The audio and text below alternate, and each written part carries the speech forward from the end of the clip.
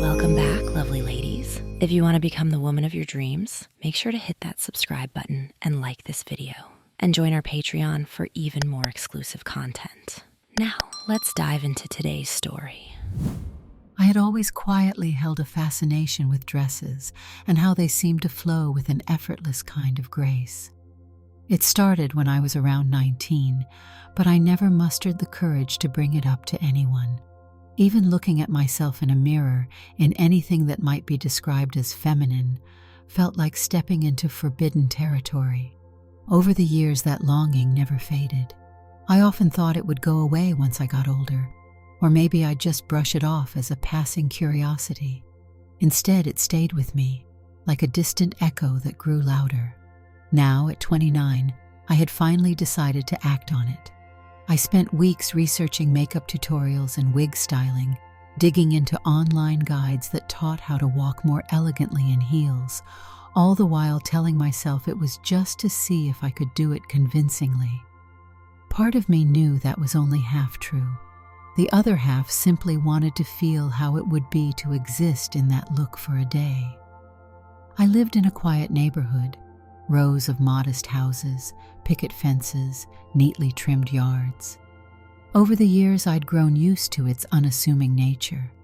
My neighbors barely left their homes except for the usual jogs or grocery runs, and everyone maintained polite, distant relationships. Still, I couldn't shake the apprehension. What would people think if they saw me? Would they recognize me? I'd gone over the details of my plan 100 times in my head. Slip on the dress, do my makeup with care, position the wig carefully, and walk out for a brief stroll. The plan itself was simple, but the mental hurdles felt enormous.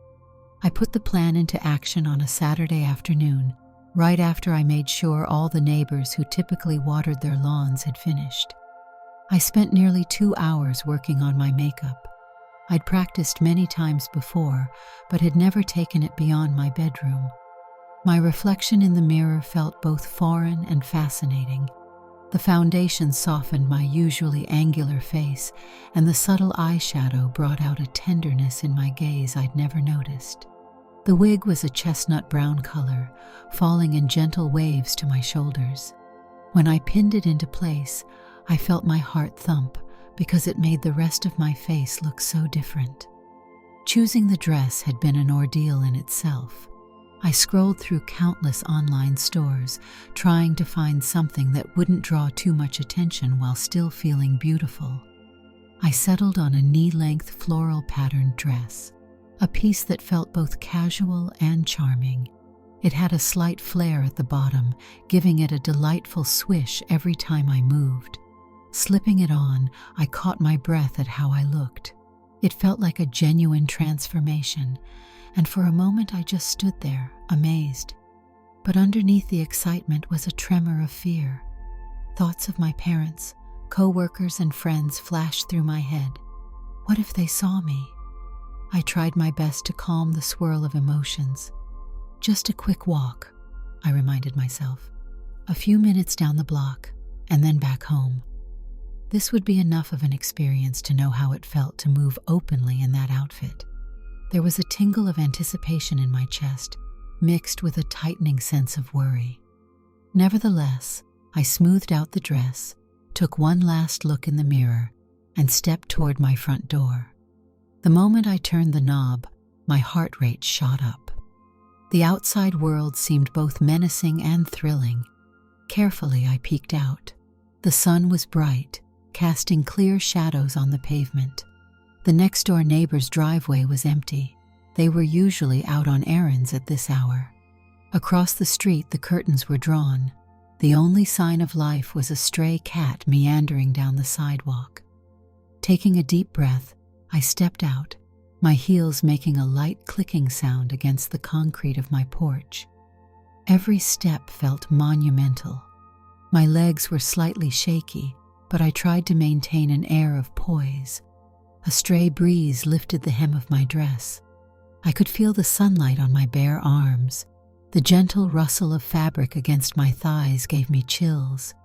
At first, I braced for someone to shout in surprise or stare out their window. No such thing happened. I walked past 2 houses, then 3, hardly believing I hadn't been stopped or pointed at. In my mind, I was expecting an immediate confrontation, maybe a car screeching to a halt, someone rolling down their window to gawk.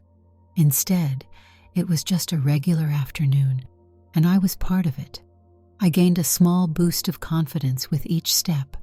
It felt like I was walking on a tightrope, but also there was a freeing sense of relief. How often had I wondered if people would instantly see through it? Yet here I was, just another individual strolling along a quiet neighborhood street. I heard a car engine in the distance and tensed slightly, but it turned onto a different road. My gaze drifted to the small patch of grass at my feet. Even the act of walking in that dress felt like a tiny victory. I planned to loop around a few blocks and then circle back. But as I neared a corner, I suddenly heard footsteps from behind. It sounded like someone was jogging. My stomach flipped. Despite the casual nature of the neighborhood, encountering anyone out here was risky for my nerves. I kept telling myself I looked different enough. They might just see me as a random passerby. Still, an uneasy flutter stirred inside. I felt the runner closing the distance. They weren't sprinting, but it was a brisk jog. Any second now, I expected them to pass me. I straightened up, trying to appear natural. If I stayed calm, they might not even give me a second glance. Then, unexpectedly, I heard a voice. Hey, Stacy? My heart lurched. It took every bit of willpower not to freeze. I forced my steps to keep a steady rhythm. Stacy! The voice called again. Confusion washed over me. Was that name directed at me? It had to be, because no one else was around. I glanced back cautiously. A man in gym clothes was jogging toward me, a look of recognition lighting up his face. I stiffened. When he got closer, he slowed down, resting his hands on his hips, breathing a bit heavily. He was around my age, maybe early 30s, with short, spiky hair. There was a good-natured smile on his face. I can't believe it, he said, catching his breath. I haven't seen you since high school. He was definitely speaking to me, and now that I got a closer look, he didn't look familiar at all. My mind raced. Could I have gone to high school with him? That seemed impossible. I was sure I didn't remember a face like his, and I also was certain no one had ever called me Stacy. More than that, I was a guy named Mark in high school. There was zero chance that I was his old friend. Panic fluttered in my stomach, and I tried not to let it show on my face. Was all I managed at first. This was the exact kind of confrontation I dreaded, although under stranger circumstances. He mistook me for some classmate named Stacy, which meant I must have passed in an unexpected way. It was both surreal and oddly affirming, but I had no idea how to handle him. The guy's smile brightened, as if he was delighted by the mere possibility of reconnection. It's me, Cameron. We had Miss Pollard's English class together, sophomore year. Remember those group projects she made us do? He let out a little laugh, possibly expecting me to share in the joke. My cheeks grew warm. I wished I could vanish into the nearest bush. A swirl of frantic thoughts churned in my head. Should I politely correct him, or just nod and try to exit the conversation as soon as possible? I had never prepared for this situation. Gathering what little composure I had, I cleared my throat and mumbled, I'm sorry, but I think you've got the wrong person. A flicker of doubt crossed his eyes, but only momentarily. He leaned closer, taking a more careful look at my face. My thoughts raced, worried that he might notice something was off if he stared too long. Instead, he snapped his fingers like something clicked. Oh, wow. You cut your hair shorter, right? I can't believe I almost didn't recognize you. The last time I saw you, it was dyed bright pink." He laughed. "Or was that just after graduation? My memory's a bit blurry, but I know you used to do all sorts of funky colors." My mind spun faster. Stacy apparently had been in Ms. Pollard's English class, had bright pink hair once upon a time, and did group projects with Cameron. None of this matched my past. As bizarre as it was, I realized one thing. He seemed genuinely convinced I was this person he remembered. And that confusion on his part was ironically keeping me safe. He saw me as someone else entirely. So I tried a different approach, thinking maybe I could gently dissuade him and slip away. "I'm really sorry," I said, softening my voice. "I think you're mixing me up with someone else." He paused, examining me with narrowed eyes. For a moment, I worried he would spot something that made the whole thing unravel. Instead, he said, "Hold on. You used to live on Maple Street, right? It was a short walk from school." I shook my head quickly. "No, that wasn't me." But he wasn't giving up. "Come on, Stacy, it's been a while. Maybe I'm mixing up the street name, but I know it's you." Then, in a playful tone, he said, "We used to chat in the cafeteria about how dreadful Ms. Pollard's pop quizzes were, remember?" My palms felt clammy. Part of me wanted to run, but that would only make me look suspicious, like I was up to something shady. Besides, the heels were not exactly designed for a swift getaway. My entire goal for this excursion had been to quietly walk around the block, not to engage in a mistaken identity conversation. But there I was. I inhaled slowly, trying to ground myself, and forced a polite smile. "I really do think you have the wrong person," I said. "I'm just visiting the neighborhood." He tilted his head and gave me a perplexed stare. I could almost see the wheels turning in his mind. Then he decided to override my protests with his own version of the truth. "Wait, was it not Ms. Pollard's class, but Ms. Rice's biology? We definitely had some class together. I just remember you had this sense of humor, always joking around about the teachers. I know it's been more than a decade, but still." Cameron was so earnest that a small part of me sympathized with his confusion. He truly believed he'd run into someone from his past. For a brief moment, I wondered if maybe Stacy resembled me closely. If so, that coincidence was both comedic and eerie. But I also realized I needed to end this politely and get away as soon as possible. I couldn't stand in the street forever, risking more chatter. "Look," I said gently, "I'm not Stacy. I'm sorry.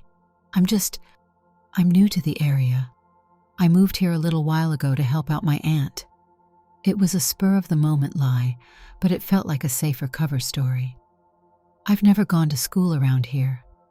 He didn't look fully convinced, so I tried to reassure him with a small laugh. "Honestly, I would tell you if we knew each other." His eyes searched my face, then flicked toward the dress for a moment. I felt my stomach clench, wondering if this was the moment everything would crumble. But something in him eased. "Huh," he said, sounding almost deflated. "That's so weird. You really look like her." He rubbed the back of his neck, glancing at the houses around us, as if maybe the real Stacy would pop out of one of them to confirm or deny the confusion. "Sorry about that. I guess I was too quick to assume." I forced a friendly smile. "No worries. It happens." My voice felt steadier now that I sensed the conversation might be drawing to a close. He shrugged and let out a short laugh. "I hope I didn't freak you out. I just got excited because Stacy and I got along pretty well back then, and I haven't seen her in years. Crazy coincidence, I guess." Then he extended a hand. "Anyway, sorry again. I'm Cameron, by the way." I paused, uncertain if offering my own name would be wise. Finally, I reached out and shook his hand lightly. "It's nice to meet you, Cameron," I said, intentionally leaving my name out. "Take care." I watched as he jogged off down the block, occasionally glancing back with an apologetic grin. My stomach was still churning from the adrenaline, but I also felt a peculiar sense of validation. He really believed I was someone he knew from high school. Though it was humiliating in a way, it was also thrilling to realize I had managed to present in a way that caused someone to mistake me for a classmate. For the first time, I felt I understood what it meant to look the part I had always fantasized about. Still standing on that corner, I took a few slow breaths to calm myself. My heart pounded from the intensity of the exchange, but my mind already started replaying the conversation, analyzing it. I glanced at my reflection in a car window parked along the curb. The figure looking back at me felt like a stranger in the best possible sense, confident, poised, wearing a summery floral dress. It amazed me how normal the day's bright sunlight looked on my made-up face. Though my first outing had certainly taken an unexpected turn, it hadn't gone disastrously. Nobody jeered or pointed. In fact, the only reaction I got was from someone who thought I was an old friend. I decided I shouldn't push my luck much further. My initial plan was just a walk, and I had experienced quite a bit of excitement already. So I turned back onto my street, walking at a slower pace to keep my composure. But I couldn't help stealing more glances around me, half afraid Cameron would circle back and ask more questions, half hoping I'd make it home with no other surprises. Nothing else interrupted me as I reached my front door. Once safely inside, I slumped against the wall, exhaling in relief. My legs felt shaky from the surge of adrenaline. Gently, I kicked off my heels, noticing how the straps left faint red marks around my ankles. My reflection in the hallway mirror revealed a flush across my cheeks that wasn't solely from the heat. Immediately, I thought about capturing the memory. I moved to my bedroom and snapped a few pictures of myself in the mirror with my phone. I'd done that before, but somehow these felt different. They documented a real moment in time, an instance where I stepped out of my usual boundaries. Flipping through them, I saw the slight smudges in my makeup from where sweat had beaded during that unexpected conversation. There was a glimmer in my eyes I hadn't seen before, a mixture of nervousness and a sense of empowerment.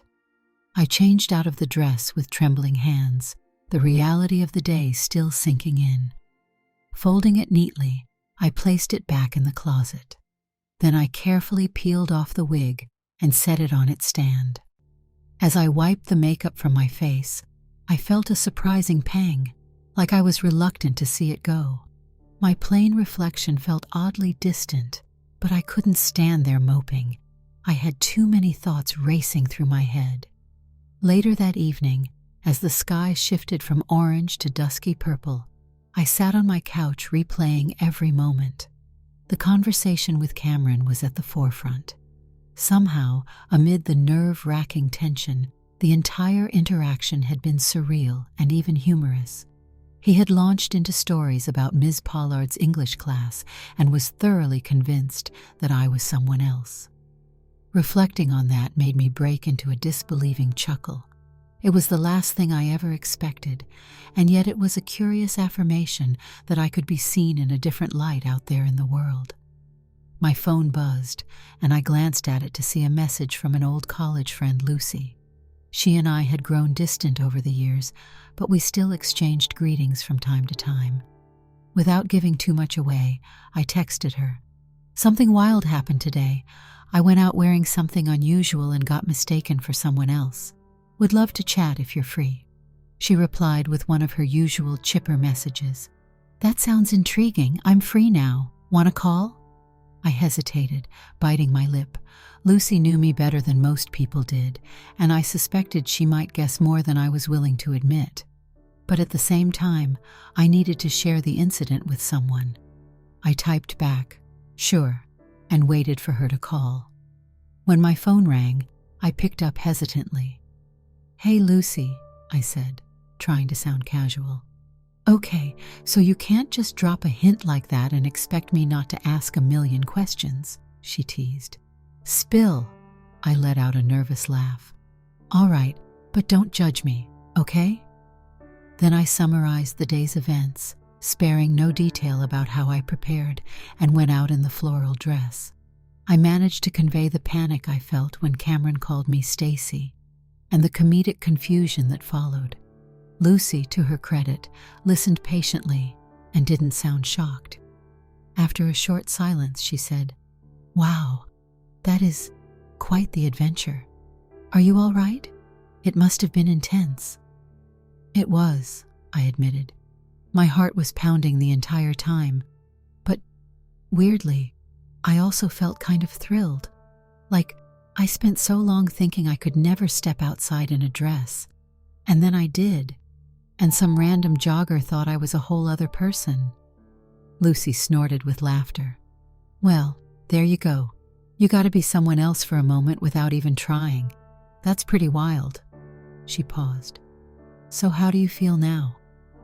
I searched for words that wouldn't give away too much. I just said, torn between shock and, I don't know, a sense of relief. The world didn't collapse when I stepped out of the house. I was careful not to use any phrases I was trying to avoid, but I was sure Lucy understood the subtext in my voice. She gave an encouraging hum. "That's a good takeaway. You put yourself out there in a way you never have before, and it wasn't catastrophic. Instead, it ended up being comedic. And you're okay." I smiled, feeling a wave of gratitude. "Thanks," I said softly. "It means a lot to have someone to tell. I'm not exactly planning to shout this story from the rooftops." Lucy laughed. "I won't mention a word to anyone else. This is between us. But who knows? Maybe it won't be the last time you try something like that." My mind raced at the thought, and I felt my cheeks warming again. "We'll see," I replied, leaving it open-ended. I said goodnight after a bit more small talk, then set my phone down. Though I was still buzzing from the day's events, I felt oddly calmer after sharing it with Lucy. That night, I lay awake in bed, my mind drifting in and out of the memory of Cameron's surprised face.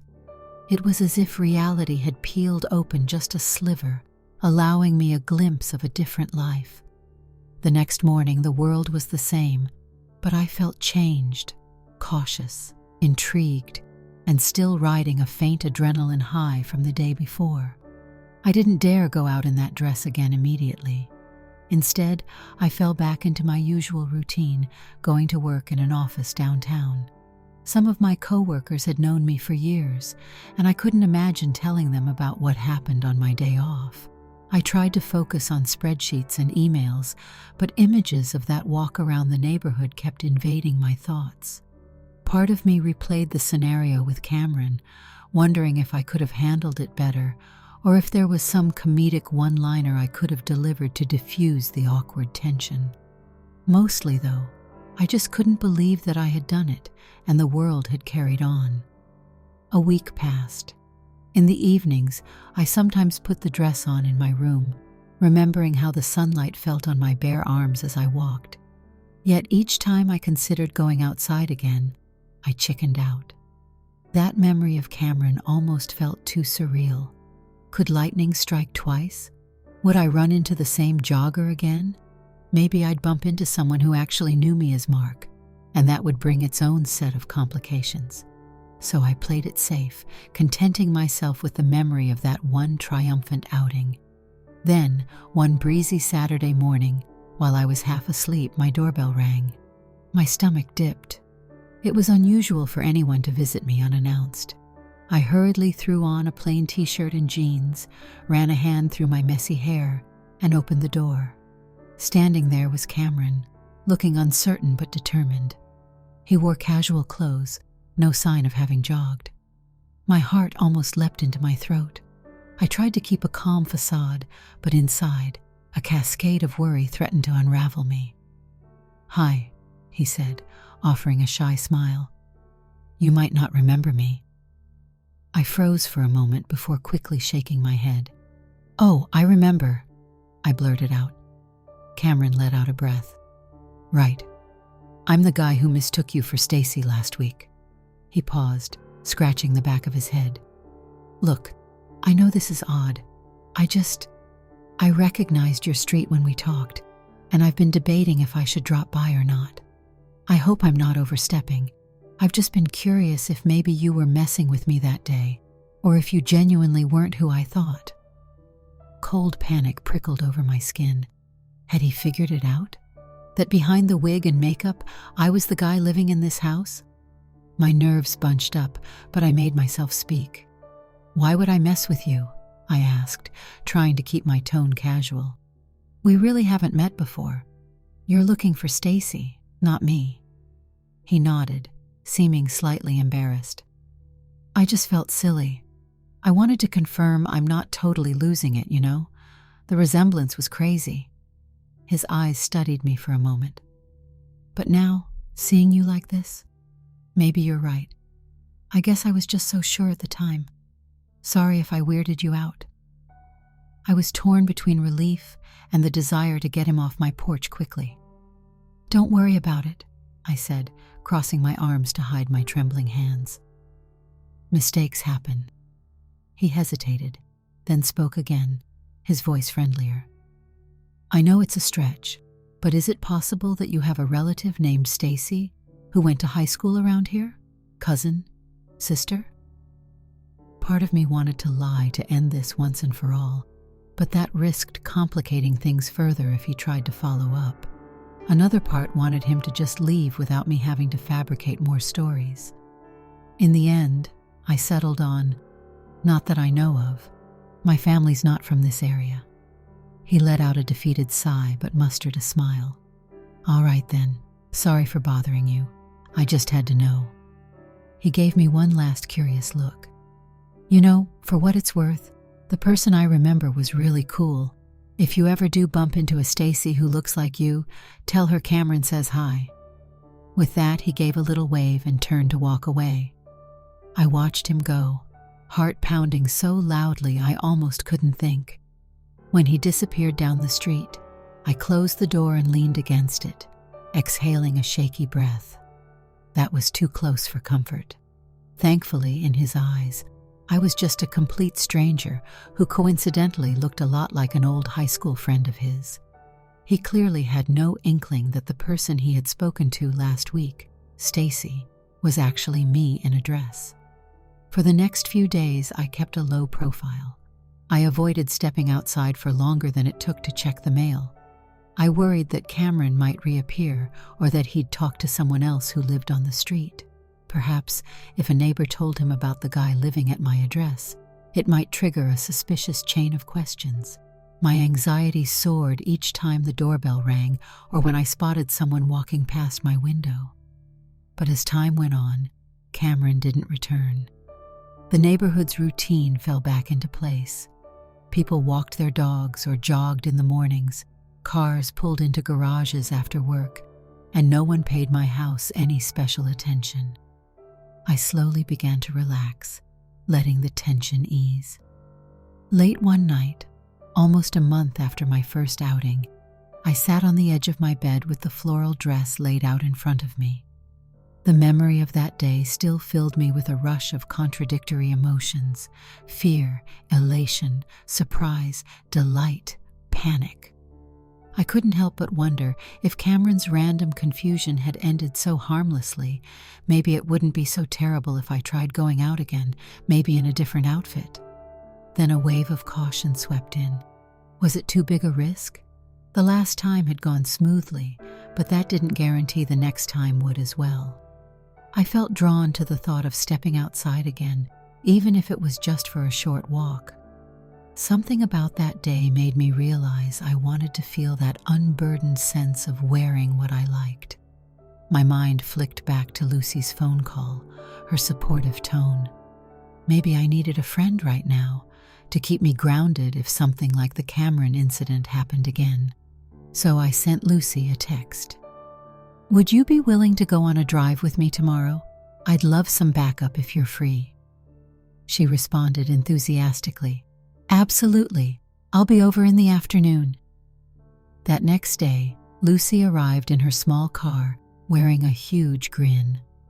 I opened the door and invited her in, my anxiety showing on my face. She took one look at my nervous expression and said, "Don't worry. Whatever you decide is fine. I'm just here to support you." That alone eased some of my tension. We sat in my living room, me rummaging through a closet for something to wear. Eventually, I pulled out a simple skirt and a blouse, along with a different wig, this one a bit shorter, a dark auburn color. Lucy watched me curiously, then helped me pick out a pair of comfortable flats so I wouldn't have trouble walking. "It's more practical if we're going anywhere that involves a bit of strolling," she reasoned. Stepping into the bathroom, I did my makeup while Lucy waited. My hands were less shaky now compared to the first time, and something about her presence soothed me. Once finished, I opened the door. She let out a soft whistle. "Wow, you clean up nice," she teased with a friendly wink. I couldn't help but smile at how casual she made it all feel. We headed out to her car, my heart thumping but not as wildly as before. As I slid into the passenger seat, I felt that sense of excitement returning, the city lights outside, the possibilities swirling in my mind. Lucy started the engine, and we drove to a more bustling part of town where fewer people would know me. I wanted to see if I could blend into a crowd without drawing stares or prompting awkward encounters. The city center was lively on a late Saturday afternoon. Shops, cafes, people strolling in casual weekend outfits. Lucy parked near a quiet street corner, and we got out. My stomach fluttered, but I clung to her confident energy. With her by my side, I felt less alone. We wandered along the sidewalk, peering into store windows, occasionally pausing to admire displays. Nobody gave me a second look. Or if they did, it was just a fleeting glance, soon forgotten as they continued about their day. We grabbed coffee from a small cafe, sat at an outside table, and sipped quietly. Lucy nudged me with her elbow. "Enjoying yourself?" she asked softly. I nodded, looking around at people walking by, engaged in conversations or lost in thought. "It's nerve-wracking, but also strangely nice," I whispered, mindful not to draw attention. "I keep expecting someone to say something." "No one is paying any attention," Lucy pointed out with a small laugh. "They're all wrapped up in their own lives." I remembered Cameron's face from that day, how he had been convinced I was Stacy. That was a stroke of luck, but also a moment that proved one could easily get caught in unforeseen interactions. Here, though, everything felt normal. I caught a glimpse of my reflection in the cafe window. The person staring back looked comfortable in the flow of the city scene. It was a surprisingly pleasant realization. We spent about an hour strolling before deciding it was enough excitement for one day. On the drive back, Lucy chatted about her new job, an upcoming trip she was planning, and a series she was binge-watching. I listened, grateful that she didn't push me to talk about everything swirling in my mind. Her presence was a cushion against the fear that had plagued me. When we reached my house, she parked and turned to me. "You okay?" she asked, her voice sincere. I let out a breath I didn't realize I'd been holding. "Yeah, more than okay, I think," I replied. "Thank you for being here." Lucy squeezed my hand reassuringly. "Hey, I'm just glad you're letting me in on your adventure. I kind of love seeing you like this, so determined to do your own thing." We shared a heartfelt moment of eye contact, and then she helped me bring my things inside. With a wave, she drove off. I stood on my porch, looking down at the skirt I still wore. It struck me how different I felt compared to the trembling fear of that first day alone. I had taken another step, this time more confidently, and it made me wonder what new territory I might brave next. In the weeks that followed, I divided my time between my usual routine as Mark, work, errands, casual meetups with friends, and occasional forays into outfits that I'd collected. Sometimes Lucy joined me, sometimes I went alone. Each outing felt like a cautious victory. My fear of being recognized was still there, but it was balanced by the thrill of walking through the world as that different version of myself. And yet, Cameron's presence lingered in the back of my mind. Every once in a while, I worried he might pass by my house again. Part of me was curious whether he ever found the real Stacy. Did she actually look as much like me as he believed? Or was it just an odd coincidence? If they ever ran into each other, would he tell her about the confusion? Months slipped by without further sign of Cameron. But one late afternoon, I was coming home from work in my usual clothes, dress shirt, slacks, tie slightly loosened, when I saw a small envelope tucked into my mailbox. It was unmarked except for my house number. I opened it as I walked up the driveway. Inside was a folded piece of paper. Written in neat handwriting was a note. "Hey, not sure if you're willing to talk, but if you happen to know someone named Stacy, let her know Cameron is still around. Sorry for the strange misunderstanding before. Best, Cameron." I blinked, feeling a mix of emotions. He must have dropped it off personally, since there was no stamp. I glanced around, but there was no one in sight. My heart raced. What if he had seen me come and go? Or had he given up on trying to find his old friend and just left this last piece of communication behind? Though I had no intention of telling him the truth, a little pang of guilt pressed at me.